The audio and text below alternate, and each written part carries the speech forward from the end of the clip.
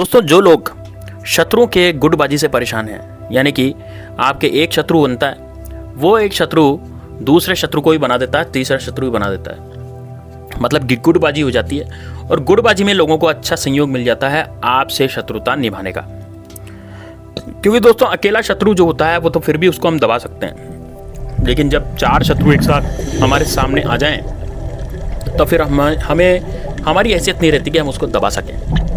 और आजकल ऐसा ही हो रहा है, एक भले भाले व्यक्ति को, सीधे साधे व्यक्ति को चार लोग बहुत परेशान करते हैं और उसको ऐसी शत्रुता निभाते हैं कि वो समाज में जी क्यों रहा है, वो यूँ सोचते हैं। तो यदि एक से ज़्यादा शत्रु आपस में मिल गए और उन्होंने गुटबाजी कर ली तो दोस्तों यकीन मानिए आपका जीना हराम हो जाएगा और आप समाज में जी नहीं सकेंगे, और साथ ही में दोस्तों आपके साथ बहुत कुछ बुरा भी हो सकता है। दोस्तों किया है लोगों ने बुरा, गुटबाजी के साथ बहुत बुरा किया है। मान लीजिए आपका कोई शत्रु है और वह शत्रु आपसे शत्रुता निभा रहा है। अब मान लीजिए कोई दूसरा व्यक्ति जो आपसे कभी मिला नहीं है, लेकिन वो उस व्यक्ति से मिला है जो आपका शत्रु है। तो जब वो उसके घर आएगा या उसके मिलेगा तो वो कहेगा, यार देख ये मेरा शत्रु है, इसने इतना बुरा किया था, ये बहुत बुरा आदमी है, यूँ है, ऐसे करके वो उसको ही भड़का देगा आपके प्रति। तो आपका मित्र बनने से थोड़ा वो शत्रु बन जाएगा, फिर ऐसे ही तीसरा, चौथा, इस तरह से जब एक साथ शत्रु बहुत सारे इकट्ठे हो जाते हैं तो इन लोगों को संबल मिल जाता है अच्छे भले इंसानों को खत्म करने का। तो इस तरह के शत्रुओं से किस तरह से पार पाई जाए और किस तरह से मुक्ति पाई जाए, वही टोटका मैं आज आपको बताने जा रहा हूँ। अब मुक्ति पाने का तो एक ही तरीका है दोस्तों, इन शत्रुओं से, इन शत्रुओं में आपस में लड़ाई करवा दो। ये जितने एक दूसरे को चाह रहे हैं ना, जितने एक दूसरे के दोस्त बन रहे हैं, उतने एक दूसरे के दुश्मन बन जाएं तो हमारा रास्ता साफ हो जाएगा, हमारा रास्ता क्लियर हो जाएगा। क्योंकि इस तरह के जो केस हैं दोस्तों, मैंने ऐसे देखे हैं कि लोग बर्बाद हो चुके हैं। जैसे मान लीजिए आपके ऑफिस में भी कोई है और ऑफिस में क्या होता है, कोई एक व्यक्ति से आपने कुछ कह दिया और आप बहुत अच्छा काम कर रहे हैं, तो ईर्ष्यावश वो सामने वाला व्यक्ति आपके काम की तारीफ तो नहीं करेगा, वो आपसे शत्रुता करने लग जाएगा। अब वो शत्रुता करने के कारण विवश हो जाएगा, मजबूर हो जाएगा। तो जब वो शत्रुता कर रहा है, तो शत्रुता करने के कारण जब वो विवश हो रहा है तो दोस्तों बॉस के सामने आपको नीचा दिखाना शुरू करेगा। अभी एक व्यक्ति करता है, फिर बाद में दूसरे दो व्यक्ति मिल जाते हैं, फिर तीन व्यक्ति, फिर चार व्यक्ति। ऑफिस में पूरा माहौल जो है आपका शत्रुता से भर जाता है, आपको सभी लोग शत्रु मानने लग जाते हैं, क्योंकि एक शत्रु दूसरे को मिला लेगा अपने में, फिर तीसरे को मिला लेगा, फिर चौथे को मिला लेगा। तो ऐसे करके शत्रु की टोली बन गई, एक टीम बन गई। वो टीम से आप कैसे जीतेंगे? तो टीम से जीतने का एक ही तरीका है दोस्तों, और वो है इस तरह का टोटका जो आज आपको मैं बताने जा रहा हूं। तो यही एक टोटका है जिससे आप शत्रु में आपस में लड़ाइयाँ करवा सकते हैं। और एक बार आपने शत्रु में आपस में लड़ाई करवा दी तो यकीन मानिए दोस्तों आपकी ज़िंदगी जो है बहुत अच्छी हो जाएगी। अब आप कितनी बार क्या होता है कि मान लीजिए आपने कोई दुकान खोली और वो दुकान आपने डाल ली, आपके अच्छे ग्राहक आ रहे हैं, सब कुछ बढ़िया चल रहा है, सामने किसी शत्रु ने आपके ही जैसी दुकान डाली, वो आपके ग्राहक बुलाने लग गया। अब उसके पास ही एक और दुकान डाली, वो भी आपके ग्राहक बुलाने लग गया। अब वो सामने की जो दोनों दुकानें हैं वो तो आपस में प्रेम से रह रहे हैं, लेकिन आपसे शत्रुता रख रहे हैं, आपके सारे ग्राहक उन्होंने खींच लिए। तो अब जब दोनों वो प्रेम से रह रहे हैं तो आपसे शत्रुता क्यों रख रहे हैं? क्योंकि आपकी तरक्की हो रही थी, आपकी उनसे बड़ी दुकान थी, आपका शोरूम था, या फिर आपके ज़्यादा ग्राहक आते थे। तो कुछ ना कुछ ईर्ष्या का पॉइंट रहता है, कहीं ना कहीं ईर्ष्या और वैमनस्य की भावना जो इंसान में आ जाती है, वो कुंठा आ जाती है, उस कुंठा के कारण शत्रुता पैदा हो जाती है, और शत्रुता के कारण ही लोगों का नाश होता है।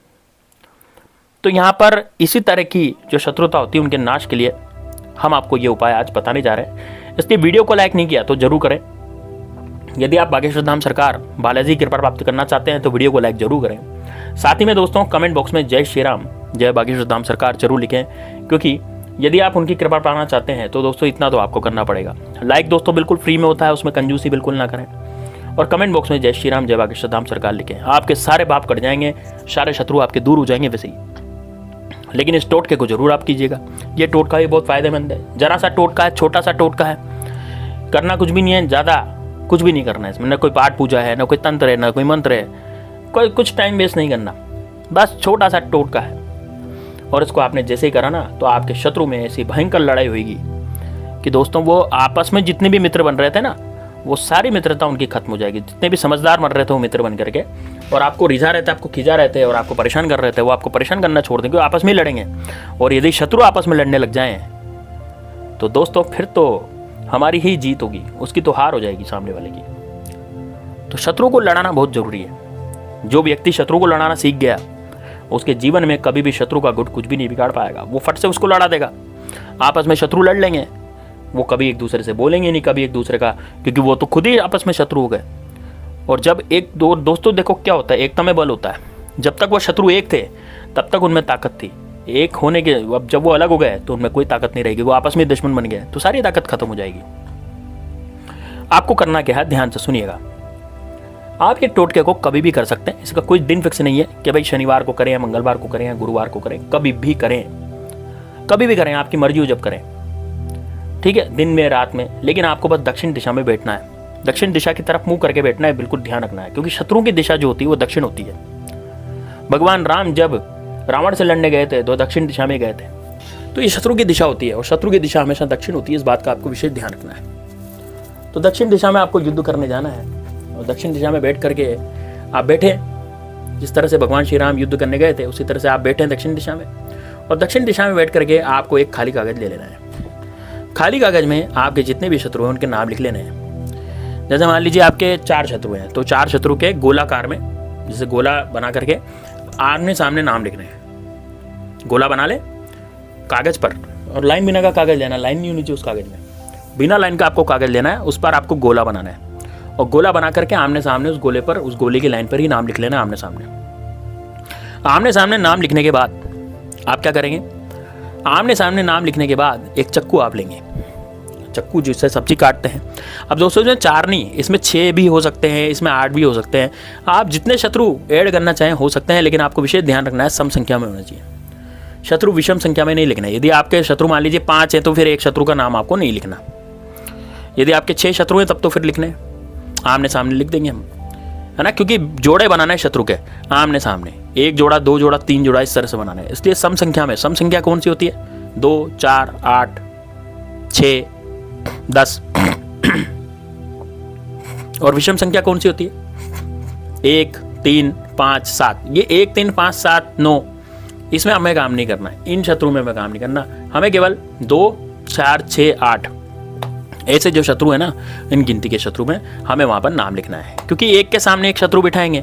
अब मान लीजिए आपके 3 शत्रु हैं, तो 2 शत्रु तो मैंने आमने सामने बिठा दिए, तीसरा शत्रु अकेला बैठेगा, वो किससे लड़ेगा। तो ये लड़ाई वाली जो बात है ना, उसमें 2 शत्रु होना जरूरी है, तभी तो लड़ेंगे। एक अकेला शत्रु थोड़ी लड़ेगा, है ना, अकेला शत्रु कभी नहीं लड़ सकता अपने से, इसलिए वो 2 शत्रु आपस में लड़ेंगे, ठीक है ना। तो इसलिए मैंने बोला आपको कि सम संख्या में आपको शत्रु के नाम वहां पर लिखने हैं। अब क्या करें, जैसे मान लीजिए आपने 4 नाम लिखे, 6 नाम लिखे, 8 नाम लिखे, तब आपको लेना है चक्कू। जी हाँ, चक्कू जो रसोई घर में उपयोग में आता है वही चक्कू जिसकी धार तेज हो थोड़ी सी। दक्षिण दिशा में बैठ जाएं, कोई पाटिया लगा लें या जमीन पर ही कागज को रख दें, कागज पर नाम लिख के रख दें काले कलर के मार्कर से। मार्कर भी आपको काले कलर का यूज करना है शत्रु का नाम लिखने के लिए। काली पोत नहीं है तो आपको काले कलर का मार्कर आपको लिखना है। काले कलर के मार्कर से शत्रु के नाम लिख दें गोले के आसपास आमने सामने। नाम लिखने के बाद चक्कू को बीच में रखें और चक्कू को घुमाएं घड़ी की सुई की दिशा में, और धार वैसी रखनी चक्कू की कि धार काटते हुए चले, मतलब शत्रु के नाम के ऊपर चक्कू फिर जाना चाहिए, गोल गोल गोल गोल। कहीं भी बैठ के उस उपाय को कर सकते हैं, 2 मिनट का उपाय है, लेकिन आपके शत्रु की हानि हो जाएगी। आप डेली भले इस उपाय को कीजिए, डेली कीजिए। आपको यदि लगता है कि शत्रु सारे के सारे आपको परेशान करने, मान लीजिए आप ऑफिस जाते हैं, जॉब करते हैं, वहां पर आपके जो शत्रु हैं वो परेशान करते हैं आपको, और वो जो शत्रु हैं वो इतना ज़्यादा परेशान करते हैं कि आपको बॉस के सामने नीचा दिखाते हैं, आपस में गुटबाजी कर लेते हैं। तो हम सबके नाम लिखें गोले में काले कलर के मार्कर से, दक्षिण दिशा की तरफ बैठ जाएं और गोल गोल चाकू को घुमाएं उनके ऊपर, नाम के ऊपर, है ना। चाकू को बीच में, गोले के बीच में आ जाएगा, चाकू को यूं घुमाएंगे घड़ी की तरह, घड़ी की सुई की तरह उसको। यकीन मानिए दोस्तों, आपके जो शत्रु है ना आपस में लड़ मरेंगे। तुरंत प्रभाव से, तुरंत प्रभाव से रिजल्ट देता है ये प्रयोग। ये टोटका जो है तुरंत प्रभाव से रिजल्ट देता है। आप खुद देख, इसको करके देखना, लड़ाई शुरू हो जाएगी आपकी शत्रुओं में, और इतनी जबरदस्त लड़ाई शुरू होगी कि वो कभी भी बच नहीं पाएगा। आपको मान लीजिए शत्रु के घर में लड़ाई करवानी है, मान लीजिए एक ही शत्रु आपका है और उसके घर में आपको लड़ाई करवा के आनी है, तो आप क्या करेंगे, वहां पर जाएंगे उसके शत्रु के घर में, यदि आप जा सकते हैं तो जाएं, और उनके घर में 2 चक्कू रख के आए, 2 चक्कू ऐसे रखें कि उनकी जो नोक है आपस में मिलती रहे। उनकी जो एक दूसरे के ऊपर आपको चक्कू रखने हैं, लेकिन उनकी नोक जो है मिलती रहे। जैसे तलवार नहीं रखते एक दूसरे के ऊपर क्रॉस में, ऐसे क्रॉस में चक्कू रखने हैं और ऐसी जगह रखने हैं जहाँ शत्रु की पहुँच ही नहीं हो। किसी ऊंची टाँड पे या कहीं भी रखें और रख के आप आ जाएं, उसके घर में उसी रात से लड़ाई शुरू हो जाएगी और वो कभी मिटेगी ही नहीं। जब तक वो चक्कू नहीं हटेंगे तब तक लड़ाई नहीं मिटेगी। तो दोस्तों इस तरह के टोटके बहुत ही पावरफुल टोटके हैं, आप जरूर कीजिएगा। कमेंट बॉक्स में जय श्री राम, जय बागेश्वर धाम सरकार जरूर लिखिएगा। टेलीग्राम चैनल जरूर ज्वाइन कर लीजिएगा, डिस्क्रिप्शन में लिख दिया हुआ है। मिलते हैं नेक्स्ट वीडियो में, तब तक के लिए जय श्री राम, जय बागेश्वर धाम सरकार, हर हर महादेव।